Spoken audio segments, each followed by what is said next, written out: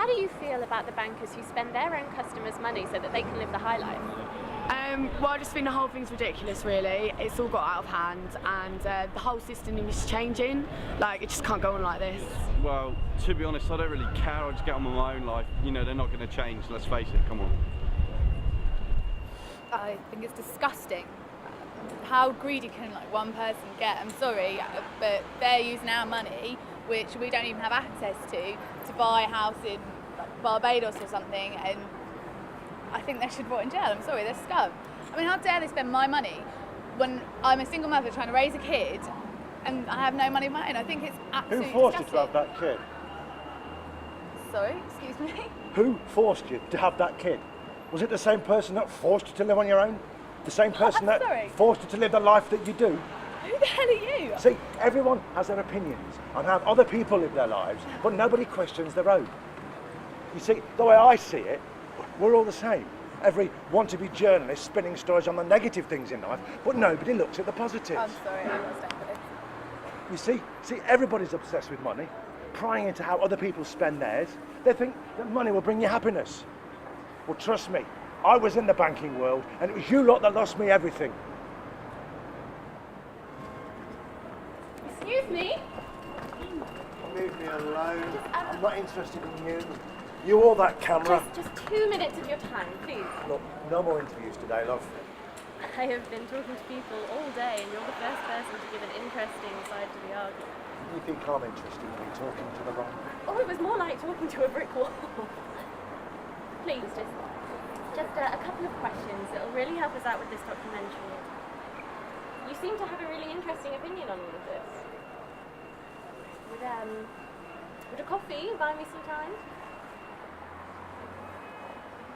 Well, if you care to make that coffee Irish, I'm sure I could spend you a few minutes in my hectic schedule. And what'll get me a full interview? I've not had this much attention from a woman since my ex-wife. Shall we say 5 o'clock tomorrow in the Fighting Cocks? No cameras. Thank you. Oh, I think we may have finally found our banker. Looks painful by the looks of it. It's gone a long way since. There must be a reason why. Yeah, maybe.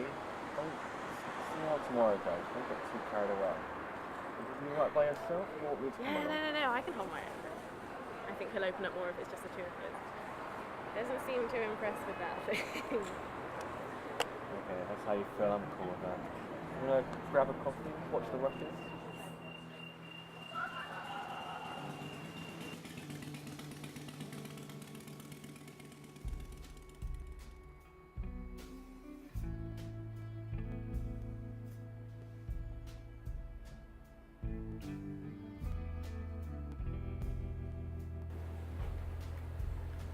Afternoon, Paxman. Finally made it. I was just about to leave. Yeah, of course you were. Any chance of a strong apple juice? Yes. Anyway, what's on the agenda today? See, these aren't the kind of questions you want to asking me. And what do you want from this documentary? With these, you're just repeating everything that's been done before. I mean, take this one. Have I ever accepted a bonus knowing the bank couldn't afford it? And with these, you're just repeating what's been done 100 times on every news channel, every panorama. It's the same old shit. Well, think about it. How would I know if they couldn't afford it? But what does it matter anyway? We all have our views on bonuses. I mean, the people that get them aren't going to turn them down, are they? They work hard for them. You know, it's just that we're fixated on how they spend it. And I'm not denying where the bonuses come from. I'm just saying it's not all the way it's made out to be. What's not all the way it's made out to be? But do you know how the tax system works in England? Yeah, okay, maybe some people do get paid way too much, but they also get taxed more than anybody else in the country. And they're paying for things they don't even use. But they're the ones that are funding the school system and the NHS. Just because the red tops don't pull it like that, no one stops to think about it. That's a lot of hostility towards the media, or is it just journalists you have a problem with? Journalists have an obsession with building people up and knocking them back down again. Look at poor old Amy. The media more than played their part in turning her into a junkie mess. Yet as soon as she's found dead in her apartment, she's the princess of British pop, and we all love Amy. And the people who have never listened to her music and called her a junkie washout stand outside her front door taking photos of her dead body just to sell papers. I assume you're talking about Amy Winehouse. Well, of course. Anyway, you just gotta mix the questions up a bit. Okay, are you a fan of her music or just using her as an example? Good question. Thank you. I'm a fan of all music, from ska beats to the vocal cords of Nina Simone. I find music is it's the best way to escape. It certainly got me through the hard times in my life. You understand what I mean? About the music, yeah, I love to rummage through my old records and relax, but hard times? Have there been many in your life? Where do I start? My childhood was a write-off, like a forgotten soldier. And the rest is just a distant memory of stress and rejection. Nothing was ever given to me, just taken away. Still, it doesn't kill me, it'll make me stronger. Yesterday you mentioned you were a banker. I was wondering if you could tell me why you changed your career path. Didn't take you long to get round to asking me another banking question, did it? But, unfortunately, on this occasion, time has beaten you. I have to find my way to my next appointment. You said you'd give me an hour of your time. Yeah, I did it 6 now. You were 45 minutes late. It took me 45 minutes to get here. You see, it all adds up. Look, why don't you come to me tomorrow? That way we needn't waste time travelling.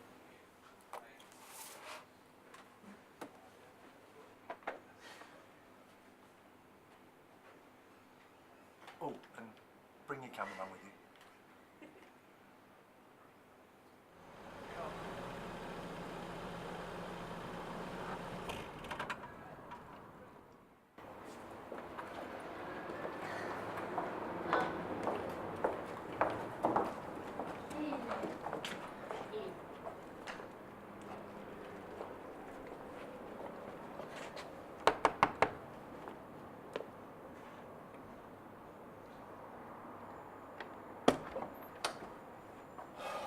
Not now. You said that... I've just got up. Some food. Come back at 2.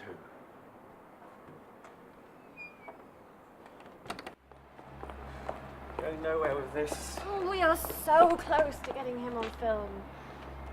Then what? Then we have our documentary. On what? A junkie who's pissed off at the world? That's hardly groundbreaking news, is it? Oh, there is so much more to it than that. He sees the world differently than we do. He's been on both ends of the spectrum. I'm not sure. I still don't see what you see in him. He is so misunderstood. You'll see. When we get him in front of the camera, you'll understand.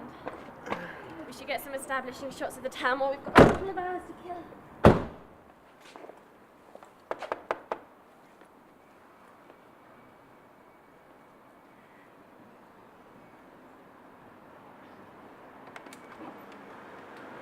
Oh, come in. Yeah, come in. Close the door behind you. Sorry about earlier. I missed my breakfast. Well, make yourselves at home.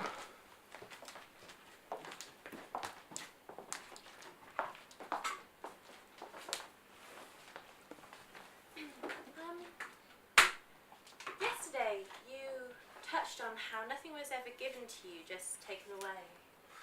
Yeah. I knew that was going to come up. My life was peachy.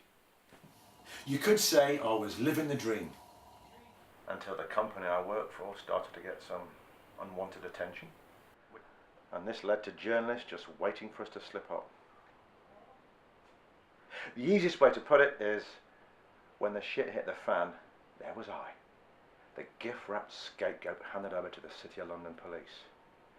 Everything that I'd worked for pulled out from underneath me because someone else couldn't do their job properly. How did your wife react to you being forced out of your job? I'm not bored with the questions today, aren't we? Well, as soon as the long weekends in New York or the winter breaks to the Seychelles weren't on the cards anymore, I wasn't top of the pops. And I got myself to blame. You can't expect somebody who's used to that lifestyle to all of a sudden rough it in the real world. I came home one night and she just lost it. It's like a scene from Nil by Mouth.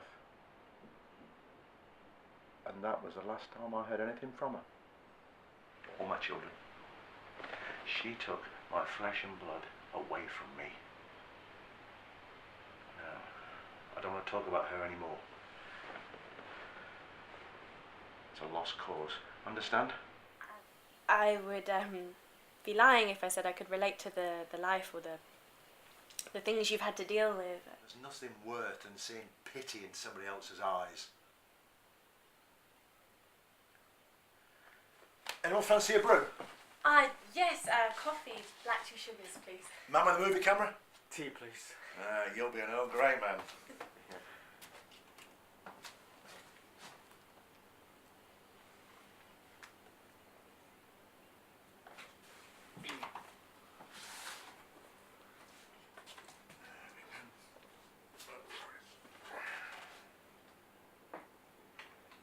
Look, I've got some errands to run today. Tag along if you like. Yeah, that'd be great. Could I borrow your phone a minute? Sure. Thanks.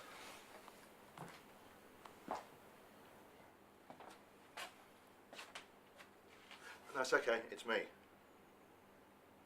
Usual place. Can you give me 20? Great. Thanks. Okay. Let's make tracks. Sure. Can I give you this quickly? You could make a diary at some point, just, any thoughts that you might have. It's really easy to use. Look. What? Like that Big Brother shit? No, more like memos, really. There might be things that you want to say to us, but it's difficult to say in verse. Yeah, all right. I'll just put it on the side. I'll look at it later. Come on. Let's get a move on.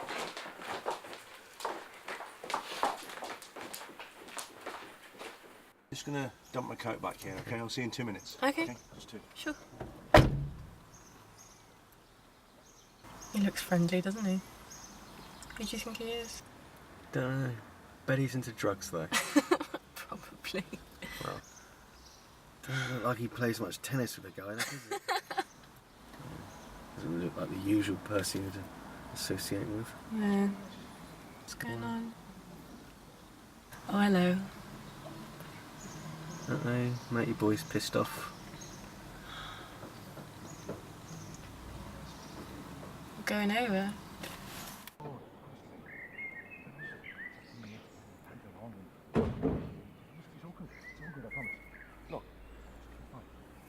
So I see you're making a film about my #1 client. Get a camera out my face. Who said you can film me? I'm really sorry. We can blur out your face. Yeah, I bet you can. What I want to know is, why are you filming Mr. Big Shot over there? We're not just filming him. We're making a documentary about the people of London. Do you fancy answering a few questions? Go on then. Make it snappy. Great, thank you. Rolling? At speed. Okay. Okay, to start, how did you first get involved with selling drugs? Who told you I was a drug dealer? No, I'm only joking. Same reason why everyone's chasing that paper, really. I had a few jobs when I was younger. A bit of labouring, a bit of warehouse, but none of that was generating enough pay for me to do the things that I wanted. So I knew a couple of boys who were selling a bit of weed, so I just got involved in that. Bit hesitant, because my old girl found out she's doing that, being a church woman and all. But, yeah. Did you ever find out? Well, yeah. She knew the score. The Mother Teresa way, it's all well and good, but that don't put food in your belly and a roof over your head. Do you ever think twice about selling it to them, knowing that it kills people? I wouldn't be where I am now if I gave out health warnings. See, I see the same faces constantly coming back, those little themes that can't get enough. What I don't understand is how they can let this shit take control of them. That's the problem. they'll throw everything away just to chase that little high. And why don't you stop selling it to them? See, look, it's a shame that they don't get themselves sorted out, but that's not my problem. I'm out here looking after myself. I'm providing for me and my family. I don't give a fuck about these wastemans. Did you say you're addicted to money? What type of bullshit question is that? Money makes this sick little world go around. I'm just surviving just like the next man, making money for the essentials and a bit of the good life. Why don't you ask Mr. Big Shot all about it? You don't know what you're talking about. I know you tell him how you used to be all bubbles and nosebag. Now you're just rocks and special brew. You're just a joke. Anyway, I'm off. If this shit ends up on the news, you're gonna end up missing. You alright, mate? Why was he calling you a big shot? Look, it's just a nickname. Why did you have to piss him off like that? He's one of the few people that will still sort me out in this town. Well, that crap about addicts. You don't even know what a bloody addict is. Why do people always not when they haven't tried? Because other people say it's bad for us. How do they know what's good for us? Look, we're all different people, being generalised into one. And I'll tell you something for nothing. I'd rather be an addict than some office sapper who's driven by the bloody clock. I don't know about you, but this guy's beginning to play my mind a bit. What did that letter even say? Why did you even take it? Spur of the moment, I guess. I've not looked at it. Come on, let's go. Still not sure about this. This is what documentary filming is all about. It's none of our business. We have come too far for this to not be our business. Okay, but we should have given her some sort of warning. I'll give us some warning right now. Watch me give her some warning. Good luck. Hello? Hi, Sharon. Yeah. Hi, I'm Charlie. This is Ollie. We're filmmakers. We were wondering if we could ask you a few questions for a documentary we're making about the banking belt. I'm sorry, And we really think that your input could be useful. We've been talking to your ex-husband, Philip, and long story short, we've come across this and it's led us to you. Your input would be really valuable on this. Where did you get this from? Kind of took it from his flat, but we'd really love to be able to talk to you about what's in this letter and about his life. And Okay, then you better come in. thank you.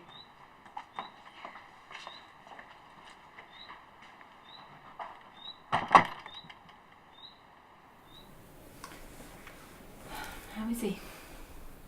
He carries a lot of pain with him. He's well, though. He doesn't let anyone feel sorry for him. You feel sorry for him? Well, with everything that he's been through, it's hard not to. Life with that many ups and downs. I've lost count of the downs. What was he like when you first met him? He was bright, often lazy, and he was so full of life. He always carried a smile on his face. Came from a loving family. They'd do anything to see him happy. He was never spoiled, but from a young age he was very driven by money. When you say driven by money, Well, he was the boy that would sell, sweets to the younger years, cigarettes to the older kids. Then after school he'd spend his money on whatever he fancied, or whoever he fancied. He painted a very different view of his childhood to me. Described it as being a forgotten soldier. Still up to his old tricks then. He always was full of tall tales. Then as time went on, it developed into just plain lying to my face. The worst was when he would go missing. Oh, at first he'd put the effort in to lie to me. Tell me he was on a works trip. And I was stuck here, looking after the kids. Worried sick. Telling them, lying to them. Their dad was working hard and he wouldn't be home tonight. This was going on before he lost his job. Lost his job? What exactly has he been telling you? You didn't leave him, did you? Every time. Told me that was the end of the poison. I did everything for him. And then one day he just walked out on us with some girl. She didn't stay around for long. Why did you stay with him when he treated you so badly? Because I loved him. I really loved him. Do you still? I'm sorry, I can't do this anymore. I'm sorry. No more questions, please.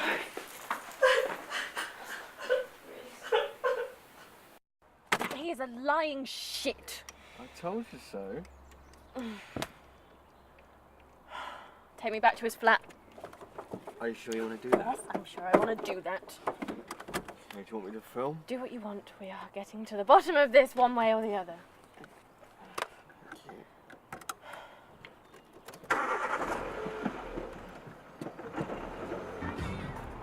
Philip! Philip, it's Charlie! I don't think he's in.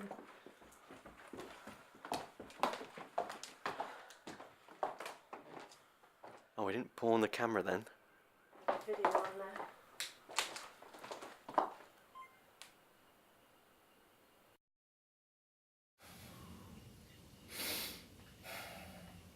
This isn't an apology.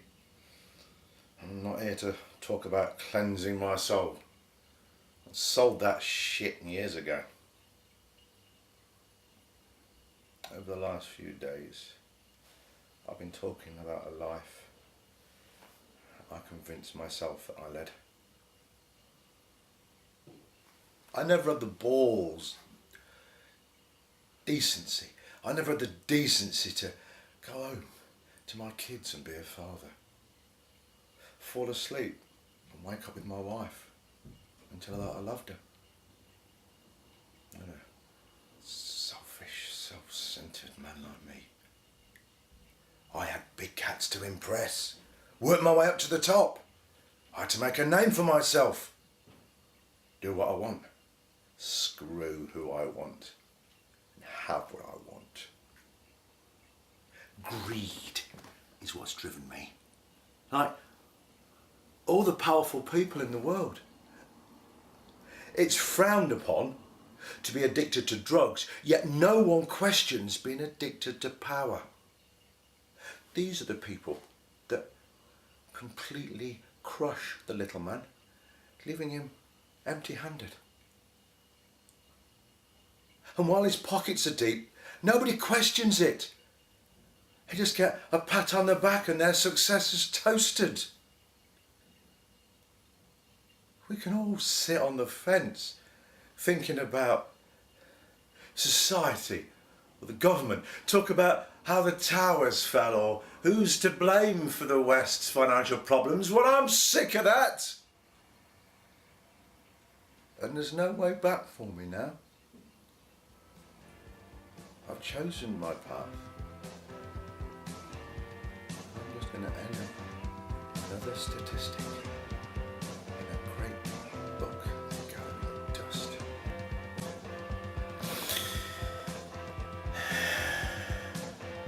I've got no regrets. I took hold of my life and I lived it. And now I'm going to live the rest of it out like a rolling stone. When you've got nothing, there's nothing left to lose.